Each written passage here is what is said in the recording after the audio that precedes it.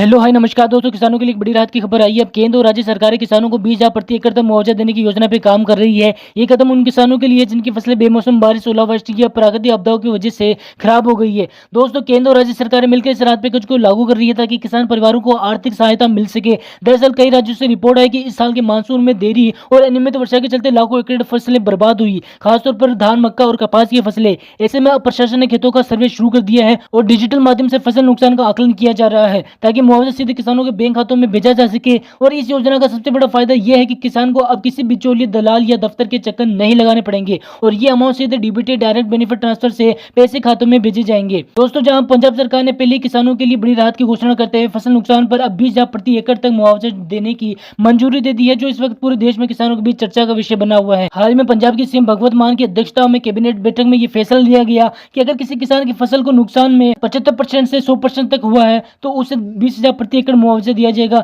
जबकि किसी किसान की फसल को अगर 25% से 75% तक नुकसान होने पर 10,000 प्रति एकड़ की राहत दी जाएगी। दोस्तों, ये फैसला विशेष रूप से उन किसानों के लिए अहम है जिनकी फसलें हालिया बाढ़ और अत्यधिक वर्षा के कारण बर्बाद हो गई थी। जहां पंजाब में 2500 से अधिक गांवों में लगभग 3.5 लाख एकड़ भूमि इस प्राकृतिक आपदा में प्रभावित हुई है। पंजाब सरकार ने कहा है कि मुआवजा की प्रक्रिया पूरी तरह पारदर्शी और तेज होगी। इसके लिए विशेष पोर्टल भी बनाए गए हैं जिसके जरिए मुआवजा सीधे किसानों के बैंक खातों में ट्रांसफर किया जा रहा है। दोस्तों, इसके अलावा पंजाब सरकार ने आंशिक रूप से क्षतिग्रस्त मकानों के लिए भी मुआवजा राशि 6,500 से बढ़ाकर 40,000 कर दी है, जिससे ग्रामीण क्षेत्रों में प्रभावित परिवारों को बड़ी राहत मिली है। दोस्तों, वहीं महाराष्ट्र सरकार ने भी किसानों के लिए लगभग 32,000 करोड़ का राहत पैकेज घोषित कर दिया है, जिसमें फसल नुकसान के लिए लगभग 31,000 करोड़ का राहत पैकेज और बागवानी फसलों पर 32,500 रुपए प्रति हेक्टेयर तक मुआवजा देने का प्रस्ताव है। दोस्तों, साथ ही में क्षतिग्रस्त कुओं की मरम्मत के लिए भी 30,000 रुपए की सहायता राशि तय कर दी गई है। दोस्तों और साथियों, कर्नाटक में भी राज्य सरकार ने घोषणा की है कि बाढ़ या बारिश से प्रभावित किसानों को 30 दिनों के दरमियान मुआवजा राशि वितरित कर दी जाएगी,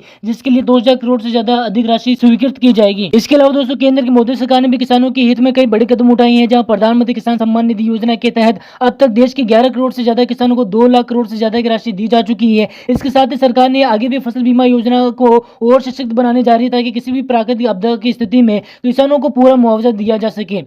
इसके अलावा दोस्तों, केंद्र सरकार ने कृषि ड्रोन, मृदा स्वास्थ्य कार्ड और डिजिटल एग्रीकल्चर मिशन जैसे नई तकनीकों को आगे बढ़ाया है ताकि किसान कम लागत में अधिक पैदावार उत्पादन कर सके। जहां हाल में मोदी सरकार ने बयान जारी किया था कि देश का किसान आत्मनिर्भर भारत की रीढ़ है, इसलिए मोदी सरकार उसके हर परेशानी को प्राथमिकता से सुलझाने में लगी हुई है। दोस्तों साथियों, रिपोर्ट्स के अनुसार इस बार 20,000 प्रति एकड़ मुआवजा योजना का पहला चरण मध्य प्रदेश, महाराष्ट्र और उत्तर प्रदेश जैसे राज्यों से शुरू किया जाएगा। असल में केंद्र की मोदी सरकार चाहती है कि ये राहत सीधे जमीनी स्तर तक पहुंचे, इसलिए स्थानीय प्रशासन और कृषि विभाग को सख्त निर्देश दिए गए हैं कि वे सर्वे के बाद ही भुगतान की प्रक्रिया पूरी करे। इसके साथ ही दोस्तों, नई व्यवस्था में किसान पोर्टल के माध्यम से अपने नुकसान की रिपोर्ट ऑनलाइन दर्ज करा सकेंगे, जिससे पारदर्शिता और तेज कार्रवाई दोनों सुनिश्चित हो सकेगी। दोस्तों, कुल मिलाकर किसानों के लिए ये खबर एक राहत की खबर से कम नहीं है। जो छोटे किसान है या जो केवल छोटी की सीमित मात्रा में खेती बाड़ी करते हैं या जो बड़ी मात्रा में फसल भी उगाते हैं सरकार के भरोसे, दोस्तों इसलिए 20,000 प्रति एकड़ मुआवजा, पीएम किसान सम्मान निधि योजना की नियमित किस्तें, फसल बीमा सुरक्षा योजना और कृषि टेक्नोलॉजी में नियमित इन्वेस्टमेंट भी सरकार के ये सारे कदम जिनका एक ही मकसद है, अब कोई भी किसान बेमौसम की बारिश या आर्थिक संकट के कारण मजबूर ना हो, बल्कि आत्मनिर्भर भारत के लक्ष्य की ओर आत्मविश्वास के साथ आगे बढ़े।